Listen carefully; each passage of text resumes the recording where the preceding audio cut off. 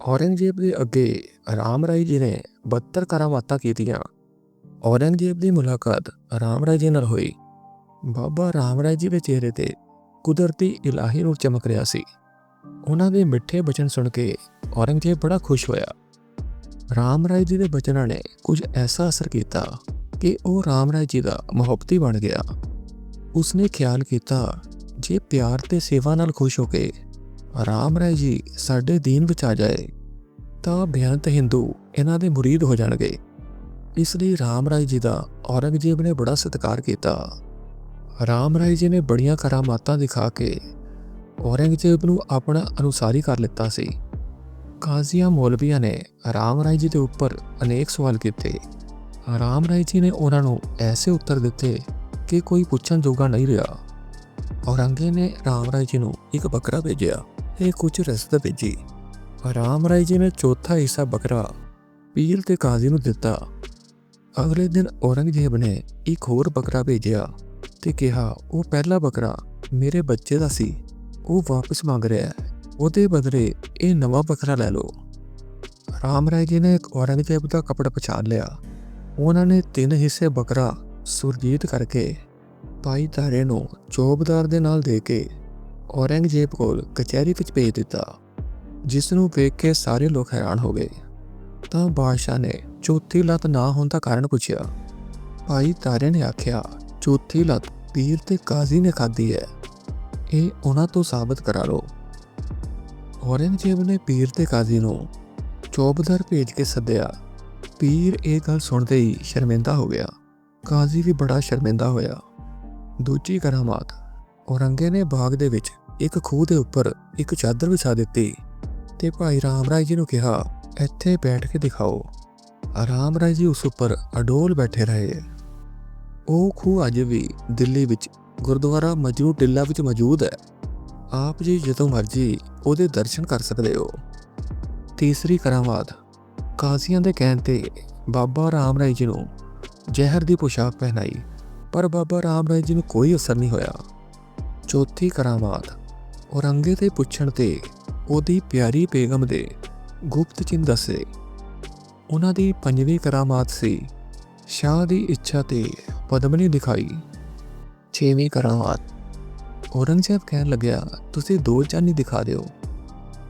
ਉਸ ਦਿਨ 2 ਚੰਦ ਇੱਕੋ ਪ੍ਰਕਾਸ਼ ਦੇ ਹੋਏ, ਇੱਕ ਪੱਛਮ ਵੱਲ ਦਿਖਾ ਦਿੱਤਾ ਤੇ ਇੱਕ ਪੂਰਬ ਵੱਲ ਦਿਖਾ ਦਿੱਤਾ। 7ਵੀਂ ਕਰਾਮਾਤ, ਬਾਦਸ਼ਾਹੀ ਕਾਜ਼ੀ ਦੇ ਪੁੱਛਣ ਤੇ ਉਸਦੇ ਘਰਦਿਆਂ ਦੀ ਕੁਟਲਤਾ ਦੱਸੀ। 8ਵੀਂ ਕਰਾਮਾਤ ਸੀ, ਔਰੰਗਜ਼ੇਬ ਨੇ ਪੁੱਛਿਆ ਇਸ ਘੋੜੀ ਦੇ ਕੀ ਜੰਮੇਗਾ। ਬਾਬਾ ਰਾਮ ਰਾਏ ਜੀ ਨੇ ਕੁਮੈਤ ਬਛੇਰਾ ਦੱਸਿਆ ਜੋ ਕਿ ਸੱਚ ਹੋ ਗਿਆ। 9ਵੀਂ ਕਰਾਮਾਤ ਸੀ, ਵਜ਼ੀਰ ਦੀ ਇਸਤਰੀ ਨੂੰ ਬੇਟੀਆਂ ਹੁੰਦੀਆਂ ਸਨ। ਬਾਬਾ ਰਾਮ ਰਾਏ ਜੀ ਦੇ ਬਚਨਾਂ ਨਾਲ ਉਹਨਾਂ ਨੂੰ ਪੁੱਤਰ ਹੋਣ ਲੱਗ ਪਏ। 10ਵੀਂ ਕਰਾਮਾਤ, ਇੱਕ ਦਿਨ ਬਾਦਸ਼ਾਹ ਨੇ ਪਾਲਕੀ ਬਿਨਾਂ ਕਹਾਰਾਂ ਦੇ ਭੇਜ ਕੇ ਆਖਿਆ ਇਸ ਉੱਤੇ ਸਵਾਰ ਹੋ ਕੇ ਕੱਲ ਨੂੰ ਕਚਹਿਰੀ ਵਿੱਚ ਦਰਸ਼ਨ ਦੇਣਾ। ਬਾਬਾ ਰਾਮ ਰਾਏ ਜੀ ਉਸ ਵਿੱਚ ਬੈਠ ਗਏ ਤੇ ਚਲਾ ਕੇ ਕਚਹਿਰੀ ਵਿੱਚ ਗਏ। ਲੋਕੀ ਹੈਰਾਨ ਰਹਿ ਗਏ। 11ਵੀਂ ਕਰਾਮਾਤ, ਬਾਦਸ਼ਾਹ ਦੇ ਵਜ਼ੀਰ ਨੇ ਸ਼ਾਹੀ ਖਾਨੇ ਦਾ ਸਵਾਲ ਪੁੱਛਿਆ। ਬਾਬਾ ਰਾਮ ਰਾਏ ਜੀ ਨੇ ਜਿਹੜੇ ਸੰਦੇ ਮੋਹਰਾ ਰਤਨ ਸਨ ਸਭ ਵੱਖਰੇ ਵੱਖਰੇ ਕੈਸ਼ ਬਣਾਏ। ਜਦ ਬੀਚਕ ਦੇਖਿਆ ਤਾਂ ਠੀਕ ਪਤਾ ਚੱਲ ਗਿਆ। 12ਵੀਂ ਕਰਾਮਾਤ, ਜਦੋਂ ਸ਼ਿਕਾਰ ਜਾਣ ਲੱਗੇ ਤਾਂ ਔਰੰਗਜ਼ੇਬ ਪੁੱਛਣ ਲੱਗਾ ਕੀ ਸ਼ਿਕਾਰ ਲੱਗੇਗਾ। ਤਾਂ ਬਾਬਾ ਰਾਮ ਰਾਏ ਜੀ ਨੇ ਕਿਹਾ ਇੱਕ ਸ਼ੇਰ ਮਿਲੇਗਾ, ਉਹ 2 ਆਦਮੀਆਂ ਨੂੰ ਮਾਰ ਕੇ ਚਲਾ ਜਾਏਗਾ। ਜਦ ਔਰੰਗਜ਼ੇਬ ਨੇ ਦੇਖਿਆ ਤਾਂ ਉਹੀ ਸੱਚ ਹੋਇਆ। 13ਵੀਂ ਕਰਾਮਾਤ, ਔਰੰਗਜ਼ੇਬ ਨੇ ਆਪਣੇ ਬਾਲ ਦਾ ਪਿਛਲਾ ਜਨਮ ਪੁੱਛਿਆ ਤਾਂ ਬਾਬਾ ਰਾਮ ਰਾਏ ਜੀ ਨੇ ਦੱਸਿਆ ਕਿ ਉਹ ਸ਼ਾਹਜਹਾਂ ਦਾ ਵਜ਼ੀਰ ਸੀ। ਇੱਕ ਦਿਨ ਉਸਨੇ ਬਾਦਸ਼ਾਹ ਦੇ ਵਾਸਤੇ ਮਾਸ ਰਿੰਨਿਆ। ਉਹ ਲੈ ਕੇ ਆਉਣ ਲੱਗਾ ਤੇ ਰਸਤੇ ਵਿੱਚ ਹੀ ਉਹਨੂੰ ਬੈਰੀ ਨੇ ਕਤਲ ਕਰ ਦਿੱਤਾ। ਮਾਸ ਖਵਾਉਣ ਦੀ ਵਾਸ਼ਨਾ ਵਿੱਚ ਹੀ ਰਹਿ ਗਈ, ਇਸ ਲਈ ਇਹ ਤੁਹਾਨੂੰ ਹੁਣ ਮਾਸ ਖਵਾਉਂਦਾ। 14ਵੀਂ ਕਰਾਮਾਤ, ਔਰੰਗਜ਼ੇਬ ਨੇ ਪੁੱਛਿਆ ਮੈਂ ਪਿਛਲੇ ਜਨਮ ਵਿੱਚ ਕੀ ਸੀ। ਤਾਂ ਬਾਬਾ ਰਾਮ ਰਾਏ ਜੀ ਕਹਿਣ ਲੱਗੇ ਤੂੰ ਪਿਛਲੇ ਜਨਮ ਵਿੱਚ ਬਘਿਆੜ ਸੀ, ਤੂੰ ਹਲਕ ਗਿਆ ਸੀ, ਖਲਕਤ ਤੇਰੇ ਪਿੱਛੇ ਉੱਠ ਪਈ। ਉਹਨਾਂ ਨੇ ਇੱਕ ਸੰਤ ਦੇ ਝੂਮੜੇ ਪਾਸ ਤੈਨੂੰ ਘੇਰ ਕੇ ਮਾਰਿਆ। ਇਸੇ ਤਰ੍ਹਾਂ ਤੂੰ ਖਲਕਤ ਨੂੰ ਦੁੱਖ ਦੇ ਰਿਹਾ ਹੈ। ਤੈਨੂੰ ਉਸ ਸੰਤ ਦੇ ਦਰਸ਼ਨ ਅੰਤ ਸਮੇਂ ਹੋ ਗਏ ਤੇ ਤੂੰ ਬਾਦਸ਼ਾਹ ਬਣ ਗਿਆ। 15ਵੀਂ ਕਰਾਮਾਤ ਇਹ ਸੀ, ਔਰੰਗਜ਼ੇਬ ਨੇ ਵਹਿਸ਼ਤ ਦੇ ਫਲ ਮੰਗੇ। ਬਾਬਾ ਰਾਮ ਰਾਏ ਜੀ ਨੇ ਲੰਮਾ ਹੱਥ ਕਰਕੇ ਬਾਦਸ਼ਾਹ ਨੂੰ ਫਲ ਦਿੱਤੇ। ਉਹਨਾਂ ਨੇ ਕਿਹਾ, ਤੈਨੂੰ ਵਹਿਸ਼ਤ ਦੇ ਫਲ ਖਾਣ ਦਾ ਹੁਕਮ ਨਹੀਂ। ਜਦੋਂ ਉਹ ਖਾਣ ਲੱਗਾ ਤਾਂ ਉਹਦੇ ਹੱਥਾਂ ਵਿੱਚੋਂ ਅਲੋਪ ਹੋ ਗਏ। 16ਵੀਂ ਕਰਾਮਾਤ, ਬਾਦਸ਼ਾਹ ਨੇ ਕਈ ਅਮੀਰਾਂ ਦੀ ਬੇਨਤੀ ਮੰਨ ਕੇ ਆਪਣੇ ਹੱਥ ਦਾ ਰੁਮਾਲ ਦਿੱਤਾ। ਉਹ ਰੁਮਾਲ ਜਿਸ ਨੇ ਵੀ ਆਪਣੀ ਦਾੜੀ ਉੱਤੇ ਫੇਰਿਆ, ਉਹਨਾਂ ਦੀ ਦਾੜੀ ਕਾਲੇ ਰੰਗ ਦੀ ਹੋ ਗਈ। 17ਵੀਂ ਕਰਾਮਾਤ, ਇੱਕ ਦਿਨ ਯਮੁਨਾ ਦੇ ਕਿਨਾਰੇ ਬਾਦਸ਼ਾਹ ਨੇ ਘੁੰਮਦੇ ਹੋਏ ਆਖਿਆ, ਯਮੁਨਾ ਬਿਨਾਂ ਬੇੜੀ ਪਾਰ ਕਰੋ, ਛੇਤੀ ਸ਼ਿਕਾਰ ਕਰੀਏ। ਤਾਂ ਬਾਬਾ ਰਾਮ ਰਾਏ ਜੀ ਜਲ ਵਿੱਚ ਖੜੇ ਹੋ ਗਏ ਤਾਂ ਗਿੱਟੇ ਗਿੱਟੇ ਪਾਣੀ ਹੋ ਗਿਆ। 18ਵੀਂ ਕਰਾਮਾਤ, ਇੱਕ ਦਿਨ ਗੜੇ ਪਏ ਤੇ ਬਾਦਸ਼ਾਹ ਸ਼ਿਕਾਰ ਕਰ ਰਿਹਾ ਸੀ। ਔਰੰਗਜ਼ੇਬ ਨੇ ਬੇਨਤੀ ਕੀਤੀ ਕਿ ਗੜੇ ਇੱਕ ਤਾਲ 'ਚ ਪਵਾ ਦਿੱਤੇ। ਖੇਤੀਆਂ ਫੌਜਾਂ ਬਚ ਗਈਆਂ। 19ਵੀਂ ਕਰਾਮਾਤ, ਔਰੰਗਜ਼ੇਬ ਕਹਿਣ ਲੱਗਾ, ਹਿੰਦੂਆਂ ਦੀ ਪੁਸਤਕਾਂ ਵਿੱਚ ਰਾਮ ਰਾਵਣ ਤੇ ਕੌਰਵਾਂ ਪਾਂਡਵਾਂ ਦੀ ਜੰਗ ਵਿੱਚ ਅਸਮਾਨ ਤੇ ਚੜ੍ਹ ਕੇ ਪੱਥਰ ਤੇ ਅਗਨੀ ਦੀ ਵਰਖਾ ਕਰਨੀ, ਇਹੋ ਜਿਹੀਆਂ ਗੱਲਾਂ ਬੜੀਆਂ ਝੂਠ ਹਨ। ਤਾਂ ਬਾਬਾ ਰਾਮ ਰਾਏ ਜੀ ਨੇ ਯਮੁਨਾ ਦੇ ਵਿੱਚ ਪੱਥਰ ਤੇ ਅੱਗ ਵਰਸਾ ਕੇ ਦਿਖਾ ਦਿੱਤੀ। 20ਵੀਂ ਕਰਾਮਾਤ, ਬਾਬਾ ਰਾਮ ਰਾਏ ਜੀ ਸਭ ਦੇ ਦੇਖਦਿਆਂ ਪਤਾਲ ਵਿੱਚ ਧਸ ਗਏ ਤੇ ਮਣੀ ਲਿਆਏ, ਜਿਸ ਦਾ ਰਾਤ ਨੂੰ ਚਾਨਣਾ ਹੋ ਗਿਆ। 21ਵੀਂ ਕਰਾਮਾਤ, ਕਾਜ਼ੀਆਂ ਦੇ ਕਹੇ ਖੂਨੀ ਹਾਥੀ ਰਾਮ ਰਾਏ ਜੀ ਕੋਲ ਸਵਾਰੀ ਵਾਸਤੇ ਭੇਜ ਦਿੱਤਾ। ਉਹ ਰਾਮ ਰਾਏ ਜੀ ਦੇ ਅੱਗੇ ਬੱਕਰੀ ਵਰਗਾ ਹੋ ਕੇ ਤੁਰ ਗਿਆ।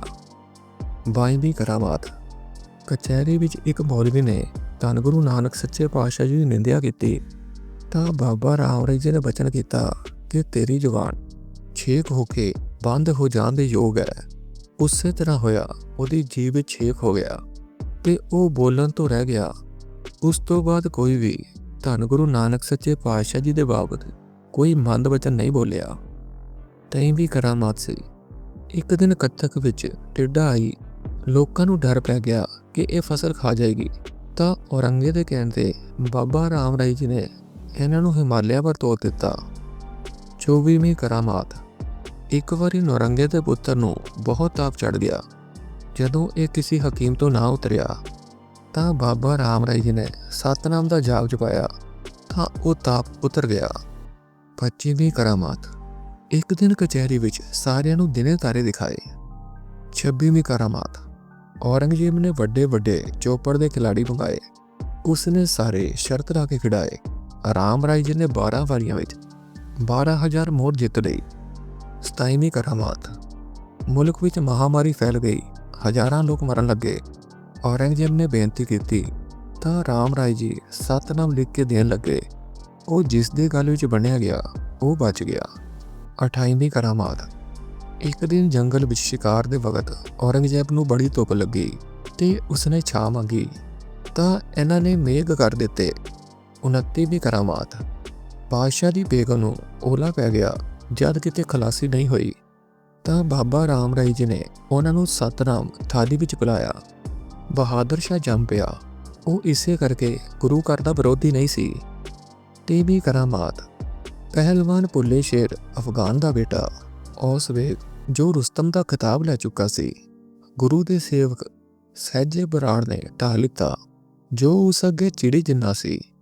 31ਵੀਂ ਕਰਾਮਾਤ, ਅਲਾਉਦੀਨ ਉਮਰਾ ਆਪਣੀ ਵਡਿਆਈ ਕਰ ਰਿਹਾ ਸੀ। ਰਾਮ ਰਾਏ ਜੀ ਨੇ ਇੱਕ ਜੱਟ ਸਿੱਖ ਨਾਲ ਲੜਾ ਦਿੱਤਾ। ਉਸਨੇ ਉਹਦੀ ਤਲਵਾਰ ਖੋਲੀ ਤੇ ਗੋਡੇ ਥੱਲੇ ਲੈ ਲਈ।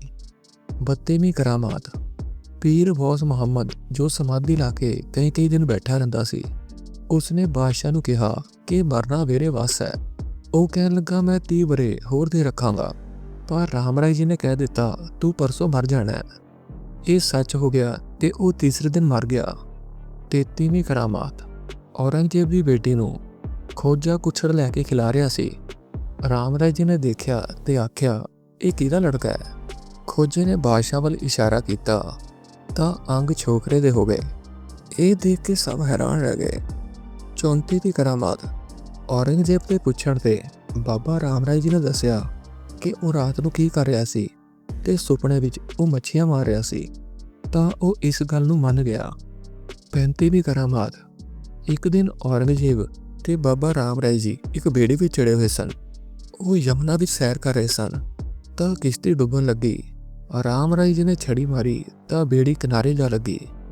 36ਵੀਂ ਕਰਾਮਾਤ। ਇੱਕ ਦਿਨ ਕਚਹਿਰੀ ਵਿੱਚ ਬੈਠੇ ਹੋਏ ਰਾਮ ਰਾਏ ਜੀ ਗੁਪਤ ਹੋ ਗਏ।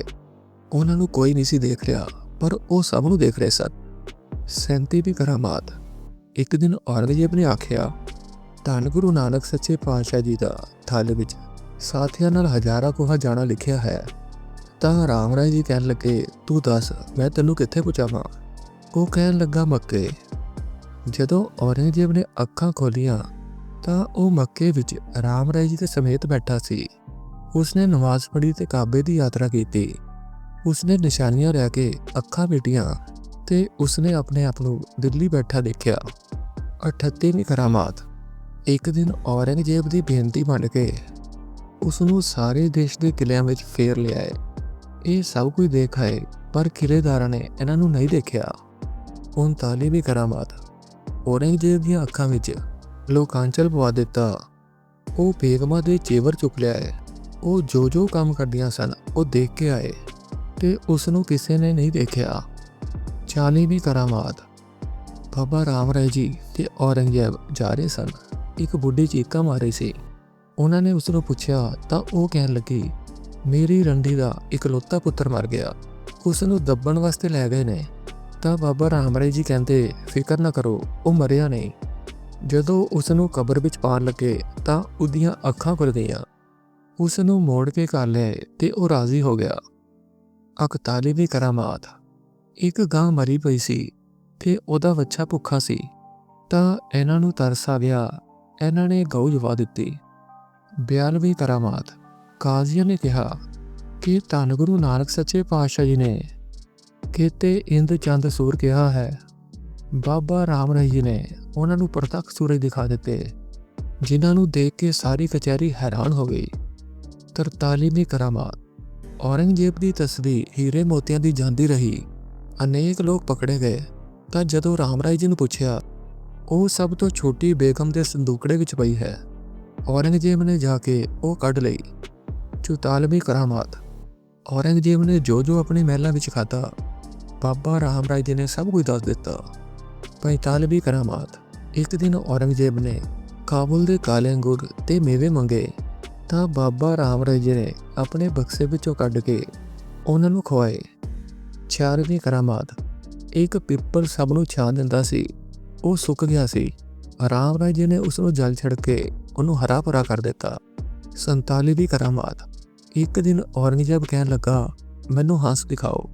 ਤਾਂ ਰਾਮ ਰਾਏ ਜੀ ਨੇ ਜੁੰਮੇ ਮਸੀਤ ਦੇ ਵਿੱਚ ਤਾਲ ਕਿਨਾਰੇ ਮੋਤੀ ਖਿੰਡਵਾ ਦਿੱਤੇ। 2 ਜੋੜੇ ਹੰਸਾਂ ਦੇ ਆਏ ਤੇ ਮੋਤੀ ਚੁੱਕ ਕੇ ਉੜ ਗਏ। ਇਹ ਦੇਖ ਕੇ ਔਰੰਗਜ਼ੇਬ ਤੇ ਸਾਰੇ ਖੁਸ਼ ਹੋ ਗਏ। 48ਵੀਂ ਕਰਾਮਾਤ। ਕਿਸੇ ਅੰਗਰੇਜ਼ ਸੁਦਾਗਰ ਨੇ ਮੋਤੀਆਂ ਦੀ ਜੋੜੀ 2.5 ਲੱਖ ਵਿੱਚ ਵੇਚੀ। ਦੂਜੇ ਦਿਨ ਉਹਨਾਂ ਨੇ ਰਾਮ ਰਾਏ ਜੀ ਨੂੰ ਉਹ ਦਿਖਾਏ ਤਾਂ ਬਾਬਾ ਰਾਮ ਰਾਏ ਜੀ ਨੇ ਕਿਹਾ ਕਿ ਇਹ ਬਨਾਵਟੀ ਨੇ। ਜਦੋਂ ਨਿਰਣੇ ਹੋਇਆ ਤਾਂ ਇਹ ਮੋਤੀ ਝੂਠੇ ਨਿਕਲੇ ਤੇ ਅਸਲੀ ਮੋਤੀ ਉਸ ਸੁਦਾਗਰ ਕੋਲੋਂ ਨਿਕਲੇ ਜੋ ਉਸਨੇ ਬਦਲਾ ਦਿੱਤੇ ਸੀ। 49ਵੀਂ ਕਰਾਮਾਤ। ਯੋਗ ਵਿਦਿਆ ਦਾ ਜ਼ਿਕਰ ਚੱਲਿਆ। ਬਾਬਾ ਰਾਮ ਰਾਏ ਜੀ ਇਹ ਨਹੀਂ ਸਨ ਸਿੱਖੇ ਹੋਏ, ਪਰ ਉਹ 11 ਦਿਨ ਸਮਾਧੀ ਲਾ ਕੇ ਬੈਠੇ ਰਹੇ। 50ਵੀਂ ਕਰਾਮਾਤ। ਇੱਕ ਦਿਨ ਬਾਦਸ਼ਾਹ ਦਾ ਘੋੜਾ ਮੁਹਤਾਨਾ ਹੋ ਕੇ ਜਮਨਾ ਦੇ ਡੂੰਘੇ ਜਲ ਵਿੱਚ ਲੈ ਵੜਿਆ ਤਾਂ ਡੁੱਬਣ ਲੱਗੇ ਪੁਕਾਰ ਕੀਤੀ, ਗੁਰੂ ਜੀ ਰੱਖ ਲਓ। ਤਾਂ ਰਾਮ ਰਾਏ ਜੀ ਨੇ ਚੁਟਕੀ ਮਾਰੀ ਤੇ ਘੋੜਾ ਉਛਲ ਕੇ ਬਾਹਰ ਲਿਆਇਆ। 51ਵੀਂ ਕਰਾਮਾਤ। ਬਾਬਾ ਰਾਮ ਰਾਏ ਜੀ ਨੂੰ ਕਚਹਿਰੀ ਦੇ ਪਾਸ ਚੌਂਕੀ ਸੂਜਨੀ ਵਾਲੀ ਮਿਲਿਆ ਕਰਦੀ ਸੀ। ਇੱਕ ਦਿਨ ਕਾਜ਼ੀਆਂ ਨੇ ਸੂਜਨੀ ਹੇਠ ਸ਼੍ਰੀ ਗੁਰੂ ਗ੍ਰੰਥ ਸਾਹਿਬ ਜੀ ਦੇ ਪੱਤਰੇ ਰੱਖ ਦਿੱਤੇ। ਰਾਮ ਰਾਏ ਜੀ ਨੇ ਮੱਥਾ ਟੇਕ ਕੇ ਉਹ ਪੱਤਰੇ ਚੁੱਕ ਲਿੱਤੇ ਤੇ ਉਹ ਸੂਜਨੀ ਉੱਤੇ ਬੈਠ ਗਏ। 52ਵੀਂ ਕਰਾਮਾਤ। ਇੱਕ ਦਿਨ ਕਾਜ਼ੀਆਂ ਨੇ ਔਰੰਗੇ ਨੂੰ ਸਿਖਾ ਕੇ ਚੌਕੀ ਸੁਕਾ ਦਿੱਤੀ। ਖਾਲੀ ਸੂਜਨੀ ਫਰਸ਼ ਉੱਤੇ ਰਹਿਣ ਦਿੱਤੀ। ਜਦੋਂ ਬਾਬਾ ਰਾਮ ਰਾਏ ਜੀ ਗਏ ਤਾਂ ਸੂਜਨੀ ਚੌਕੀ ਤੋਂ ਉੱਚੀ ਹੋ ਗਈ। ਰਾਮ ਰਾਏ ਜੀ ਉੱਥੇ ਜਾ ਕੇ ਬੈਠ ਗਏ। ਸਾਰੇ ਲੋਕ ਇਹ ਦੇਖ ਕੇ ਹੈਰਾਨ ਰਹਿ ਗਏ। 53ਵੀਂ ਕਰਾਮਾਤ। ਇੱਕ ਦਿਨ ਔਰੰਗਜ਼ੇਬ ਦੀ ਬੇਨਤੀ ਕਰਨ ਕਰਕੇ ਬਾਬਾ ਰਾਮ ਰਾਏ ਜੀ ਨੇ ਭਾਰਤ ਦਰਿਆਈ ਘੋੜਾ ਮੰਗਵਾ ਦਿੱਤਾ। 54 करामात। औरंगजेब बादशाह ने 1.25 ਲੱਖ ਦਾ ਮੋਤੀਆਂ ਦਾ ਕੰਠਾ ਨਾਮ ਜਿਹੜਾ ਉਹ ਖਰੀਦਿਆ ਤੇ ਉਹ ਰਾਮ ਰਾਏ ਜੀ ਦੇ ਗਲ ਵਿੱਚ ਪਾ ਦਿੱਤਾ। ਇੱਕ ਬੇਨਵਾ ਫਕੀਰ ਦੇ ਸਵਾਲ ਕਰਨ ਤੇ ਉਸ ਨੂੰ ਦੇ ਦਿੱਤਾ। ਕਾਜ਼ੀ ਨੇ ਚੁਗਲੀ ਖਾਧੀ। ਉਹ ਕਹਿਣ ਲੱਗਾ ਆਪ ਦੀ ਬਖਸ਼ਿਸ਼ ਪੁਲਿਸ ਸਮਝ ਕੇ ਕਿਸੇ ਨੂੰ ਦੇ ਛੱਡੀ। ਜਦੋਂ ਕਚਹਿਰੀ ਵਿੱਚ ਬਾਦਸ਼ਾਹ ਨੇ ਦੇਖਣਾ ਚਾਹਿਆ ਤਾਂ ਬਾਬਾ ਰਾਮ ਰਾਏ ਜੀ ਨੇ ਉਸ ਨੂੰ ਆਪਣੇ ਗਲ ਵੀ ਦਿਖਾ ਦਿੱਤਾ। ਚੁਗਲਖੋਰ ਸ਼ਰਮਿੰਦਾ ਹੋ ਗਏ। 55ਵੀਂ ਕਰਾਮਾਤ। ਔਰੰਗਜ਼ੇਬ ਕਹਿਣ ਲੱਗਾ ਕ੍ਰਿਸ਼ਨ ਦਾ ਗੋਵਰਧਨ ਚੁੱਕਣਾ ਹਿੰਦੂਆਂ ਨੇ ਝੂਠਾ ਲਿਖਿਆ ਹੈ। ਤਾਂ ਬਾਬਾ ਰਾਮ ਰਾਏ ਜੀ ਨੇ ਸ਼ਾਹੀ ਮਸੀਤ ਆਪਣੀ ਛੜੀ ਤੇ ਚੁੱਕ ਕੇ ਦਿਖਾ ਦਿੱਤੀ। 56ਵੀਂ ਕਰਾਮਾਤ। ਔਰੰਗਜ਼ੇਬ ਨੂੰ ਖਬਰ ਲੱਗੀ ਕਿ ਇੱਕ ਕੇਹਰ ਬਾਹਰ ਆਇਆ ਹੈ। ਉਸ ਦਾ ਸ਼ਿਕਾਰ ਕਰਨ ਗਏ ਤਾਂ ਰਾਮ ਰਾਏ ਜੀ ਅੱਗੋਂ ਉਸ ਉੱਤੇ ਸਵਾਰ ਹੋਏ ਆਂਦੇ ਵੇਖੇ ਤਾਂ ਬਾਦਸ਼ਾਹ ਉਸ ਥਾਂ ਤੋਂ ਵਾਪਸ ਮੁੜ ਆਇਆ। 57ਵੀਂ ਕਰਾਮਾਤ। ਕਾਜ਼ੀ ਕਹਿਣ ਲੱਗੇ ਕਿ ਧੰਨ ਗੁਰੂ ਨਾਨਕ ਸੱਚੇ ਪਾਤਸ਼ਾਹ ਜੀ ਦੇ ਪੈਰਾਂ ਨਾਲ ਮੱਕੇ ਤਾਂ ਫਿਰਨਾ ਸਿੱਖਾਂ ਨੇ ਝੂਠ ਲਿਖਿਆ ਹੈ। ਅਜਿਹੀ ਪੋਥੀ ਸੁਟਵਾ ਦੇਣੀ ਚਾਹੀਦੀ ਹੈ। ਬਾਬਾ ਰਾਮ ਰਾਏ ਜੀ ਨੇ ਜਿੱਧਰ ਛੜੀ ਫੇਰੀ ਮਸੀਤ ਉੱਧਰ ਹੀ ਫਿਰਦੀ ਦਿਸੀ। ਇਸ ਤਰ੍ਹਾਂ ਕਾਬੇ ਦਾ ਫਿਰਨਾ ਵੀ ਉਹਨਾਂ ਨੂੰ ਮੰਨਣਾ ਪਿਆ। 58ਵੀਂ ਕਰਾਮਾਤ। ਇੱਕ ਦਿਨ ਕਾਜ਼ੀਆਂ ਦੇ ਆਖੇ ਆ ਕੇ ਔਰੰਗਜ਼ੇਬ ਨੇ ਬਾਬਾ ਰਾਮ ਰਾਏ ਜੀ ਨੂੰ ਕੈਦ ਕਰ ਦਿੱਤਾ। ਜਦੋਂ ਬਾਦਸ਼ਾਹ ਬਾਹਰ ਗਿਆ ਤਾਂ ਬਾਬਾ ਰਾਮ ਰਾਏ ਜੀ ਉਹਨਾਂ ਨੂੰ ਘੋੜੇ ਉੱਤੇ ਚੜ੍ਹੇ ਆਉਂਦੇ ਦਿਸੇ। ਮੁੜ ਕੇ ਉਸਨੇ ਕੋਠੜੀ ਵਿੱਚ ਦੇਖਿਆ ਤਾਂ ਉਹ ਉੱਥੇ ਬੈਠੇ ਸੀ। 59ਵੀਂ ਕਰਾਮਾਤ। ਇੱਕ ਦਿਨ ਕਾਜ਼ੀਆਂ ਤੇ ਔਰੰਗਜ਼ੇਬ ਨੇ ਬਾਬਾ ਰਾਮ ਰਾਏ ਜੀ ਨੂੰ ਖਾਣਾ ਖਵਾਉਣ ਵਾਸਤੇ ਬੁਲਾਇਆ। ਰਾਮ ਰਾਏ ਜੀ ਦੇ ਸਾਹਮਣੇ ਜਿੰਨੇ ਵੀ ਖਾਣੇ ਆਏ ਚਾਵਲ ਕੀੜੇ ਤੇ ਬੋਟੀਆਂ ਡੱਡਾ ਹੋ ਕੇ ਤਰ ਪਏ। 60ਵੀਂ ਕਰਾਮਾਤ। ਔਰੰਗਜ਼ੇਬ ਦੀ ਬੇਟੇ ਨੂੰ ਵੀਲ ਉਠਿਆ ਕਿਤੋਂ ਆਰਾਮ ਨਾ ਮਿਲਿਆ। ਰਾਮ ਰਾਏ ਜੀ ਦੀ ਛੜੀ ਉਹਦੇ ਪੇਟ ਉੱਤੇ ਫੇਰੀ ਤਾਂ ਉਸ ਨੂੰ ਸੁੱਖ ਮਿਲਿਆ। 61ਵੀਂ ਕਰਾਮਾਤ। ਇੱਕ ਦਿਨ ਸ਼ਿਕਾਰ ਕਰਨ ਗਏ ਤਾਂ ਇੱਕ ਸ਼ੇਰ ਨਿਕਲਿਆ। ਉਹਨੇ ਰਾਮ ਰਾਏ ਜੀ ਦੇ ਚਰਨਾਂ ਤੇ ਮੱਥਾ ਟੇਕਿਆ।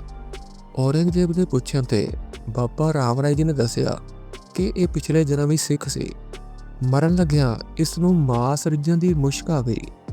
ਇਸ ਦੀ ਮਾਸ ਖਾਣ ਦੀ ਵਾਸ਼ਨਾ ਪੂਰੀ ਨਹੀਂ ਹੋਈ, ਇਸ ਕਰਕੇ ਸ਼ੇਰ ਬਣ ਗਿਆ। 62ਵੀਂ ਕਰਾਮਾਤ। ਔਰੰਗਜ਼ੇਬ ਦੀ ਬੇਟੀ ਰੋਸ਼ਨ ਆਰਾ ਦੇ ਸੰਤਾਨ ਨਹੀਂ ਸੀ ਹੁੰਦੀ, ਪਰ ਬਾਬਾ ਰਾਮ ਰਾਏ ਜੀ ਦੀ ਕਿਰਪਾ ਨਾਲ ਹੋ ਗਈ। 63ਵੀਂ ਕਰਾਮਾਤ। ਇੱਕ ਦਿਨ ਔਰੰਗਜ਼ੇਬ ਨੇ ਸ਼ਰਾਬ ਦੀ ਸੁਰਾਹੀ ਗੁਰੂ ਦੇ ਲੰਗਰਾਂ ਵਿੱਚ ਰਖਾ ਦਿੱਤੀ। ਉਹ ਸਵੇਰੇ ਰਾਮ ਰਾਏ ਜੀ ਕੋਲ ਗਿਆ ਤੇ ਪੁੱਛਣ ਲੱਗਿਆ ਇਹਦੇ ਵਿੱਚ ਕੀ ਹੈ ਤਾਂ ਬਾਬਾ ਰਾਮ ਰਾਏ ਜੀ ਕਹਿਣ ਲੱਗੇ ਦੁੱਧ, ਤਾਂ ਉਹਦੇ 'ਚ ਦੁੱਧ ਹੀ ਨਿਕਲਿਆ। 64ਵੀਂ ਕਰਾਮਾਤ। ਇੱਕ ਦਿਨ ਬਾਬਾ ਰਾਮ ਰਾਏ ਜੀ ਕਿਲੇ ਵਿੱਚੋਂ ਆਏ ਤਾਂ ਦਰਵਾਜ਼ੇ ਸ਼ਾਹੀ ਨੂੰ 1.25 ਮਣ ਦਾ ਜੰਦਰਾ ਲਾ ਰੱਖਿਆ ਸੀ। ਜਦੋਂ ਬਾਬਾ ਰਾਮ ਰਾਏ ਜੀ ਨੇ ਸੋਟੀ ਲਈ ਤਾਂ ਉਹ ਜੰਦਰਾ ਥੱਲੇ ਡਿੱਗ ਗਿਆ। 65ਵੀਂ ਕਰਾਮਾਤ। ਇੱਕ ਦਿਨ ਮੱਘਰ ਦੇ ਮਹੀਨੇ ਸੈਰ ਕਰਦੇ ਹੋਏ ਬਾਗ ਵਿੱਚ ਗਏ। ਔਰੰਗਜ਼ੇਬ ਨੇ ਅੰਬ ਮੰਗੇ। ਉਸੇ ਵੇਲੇ ਬਾਬਾ ਰਾਮ ਰਾਏ ਜੀ ਨੇ ਅੰਬ ਤੜਵਾ ਕੇ ਖਵਾ ਦਿੱਤੇ। 66ਵੀਂ ਕਰਾਮਾਤ। ਔਰੰਗਜ਼ੇਬ ਦਾ ਖੋਜਾ ਗੱਜਾ ਸੀ। ਉਸਨੇ ਬੇਨਤੀ ਕੀਤੀ ਤਾਂ ਬਾਬਾ ਰਾਮ ਰਾਏ ਜੀ ਨੇ ਉਹਦੇ ਸਿਰ ਤੇ ਛੜੀ ਫੇਰੀ। ਉਸ ਦੇ ਸਿਰ ਉੱਪਰ ਕੇਸ ਉੱਗ ਪਏ। 67ਵੀਂ ਕਰਾਮਾਤ। ਇੱਕ ਦਿਨ ਵਰਖਾ ਦੀ ਵਧੇਰੀ ਲੋੜ ਪੈ ਗਈ। ਔਰੰਗੇ ਨੇ ਬੇਨਤੀ ਕੀਤੀ ਤਾਂ ਬਾਬਾ ਰਾਮ ਰਾਏ ਜੀ ਨੇ 8 ਦਿਨ ਵਰਖਾ ਕਰਵਾਈ। ਫਿਰ ਉਸਨੇ ਬਾਬਾ ਰਾਮ ਰਾਏ ਜੀ ਦੇ ਪੈਰੀ ਪੈ ਕੇ ਹਟਵਾਈ। 68ਵੀਂ ਕਰਾਮਾਤ। ਔਰੰਗਜ਼ੇਬ ਨੇ ਸਭ ਨੂੰ ਭਾਂਡੇ ਵਿੱਚ ਬੰਦ ਕਰਕੇ ਰਾਮ ਰਾਏ ਜੀ ਦੇ ਕੋਲ ਭੇਜ ਦਿੱਤਾ। ਉਹ ਸ਼ਾਹੀ ਕਾਜ਼ੀ ਲੈ ਕੇ ਆਇਆ। ਜਦੋਂ ਦੇਖਿਆ ਤਾਂ ਉਹ ਬੇਗਮਾਂ ਦੇ ਜੇਵਰ ਨਿਕਲੇ। 69ਵੀਂ ਕਰਾਮਾਤ। ਕਾਜ਼ੀ ਨੇ ਗਹਿਣਿਆਂ ਦਾ ਸਵਾਲ ਕੀਤਾ ਤਾਂ ਇਹਨਾਂ ਨੇ ਗਹਿਣੇ ਦੇ ਦਿੱਤੇ। ਜਦੋਂ ਉਹ ਘਰ ਜਾ ਕੇ ਕੱਢਣ ਲੱਗਾ ਤਾਂ ਉਹ ਸੱਪ ਨਿਕਲਿਆ। ਕਾਜ਼ੀ ਪੁੱਤਰਾਂ ਸਮੇਤ ਉਹਦੇ ਕੱਟਣ ਤੇ ਮਰ ਗਿਆ। 70ਵੀਂ ਕਰਾਮਾਤ। ਇੱਕ ਦਿਨ ਬਾਦਸ਼ਾਹ ਸ਼ਿਕਾਰ ਕਰਨ ਗਿਆ। ਚਿੜੀਆਂ ਨੂੰ ਭੁੰਨ ਕੇ ਖਾਣ ਲੱਗਾ। ਫਿਰ ਕਹਿਣ ਲੱਗਾ ਇਹਨਾਂ ਚਿੜੀਆਂ ਨੂੰ ਕੋਈ ਜਿਉਂਦਾ ਕਰ ਸਕਦਾ ਹੈ ਤਾਂ ਰਾਮ ਰਾਏ ਜੀ ਬੋਲੇ ਮਾਰੇ ਮਾਰ ਜਿਵਾਲੇ ਸੋਈ, ਗੁਰੂ ਕਾ ਬਚਨ ਹੈ। ਜਦ ਔਰੰਗਜ਼ੇਬ ਨੇ ਹੱਠ ਕੀਤਾ ਤਾਂ ਬਾਬਾ ਰਾਮ ਰਾਏ ਜੀ ਨੇ ਸਤਨਾਮ ਕਹਿ ਕੇ ਜਲ ਛਿੜਕਿਆ ਤਾਂ ਸਾਰੀਆਂ ਚਿੜੀਆਂ ਉੜ ਗਈਆਂ। 71ਵੀਂ ਕਰਾਮਾਤ। ਇੱਕ ਦਿਨ ਜਦੋਂ ਸ਼ਿਕਾਰ ਕਰਨ ਗਏ ਤਾਂ ਬੜੀ ਧੁੱਪ ਲੱਗੀ ਤਾਂ ਕੇਦੋ ਦਰਖਤ ਦੀ ਛਾਇਆ ਵਿੱਚ ਔਰੰਗਜ਼ੇਬ ਬਾਦਸ਼ਾਹ ਉਤਰ ਗਿਆ। कैदों के फल देख के औरंगजेब कहन लगा असी सुनिया है कि धन गुरु नानक सच्चे पातशाह जी ने रिठे मिठे करके जोगियां नूं खवाए सन। तुसी कैदों दे अंगूर करदे हो तां बाबा राम राय जी ने कर दिते। औरंगजेब ने वो टोकरी भरा के बेगमां वास्ते भेज दिते। 72 करामात। एक दिन कचहरी विच खानियां दी गल चली तां औरंगजेब दा वजीर कहन लगा पेड़े मथुरा दे, झिंझड़ बड़े सनाम दे, रियोड़ी रोहतक दी, कचौरी पटने दी, कड़ा अमृतसर दा, गनेरी सहारण दी, अंब मालवे दे, पान नागपुर दे चंगे हुंदे हन। तां बादशाह औरंगजेब ने कहा बाबा राम राय जी एक दिन ये सब कुछ खिला दिओ।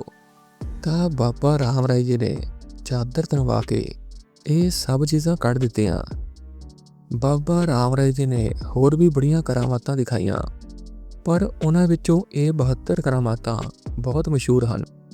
बादशाह गाजी वजीर बाबा राम राय जी दियां ये 72 करामातां देख के हैरान रह गए। धन श्री गुरु ग्रंथ साहिब जी, धन श्री गुरु ग्रंथ साहिब जी।